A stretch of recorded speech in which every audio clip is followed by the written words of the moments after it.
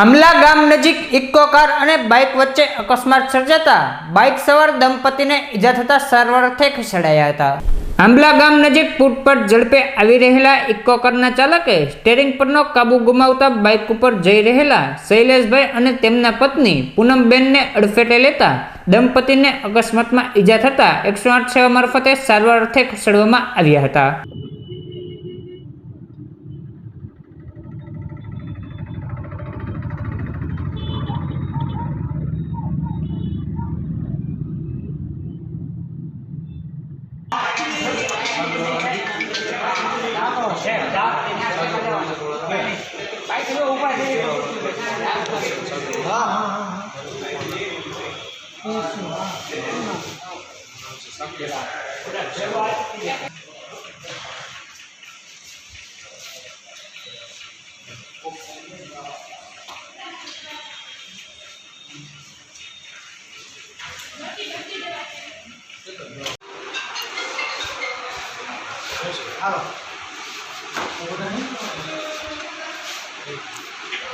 પણ આ તું કેવી લાગી આમ?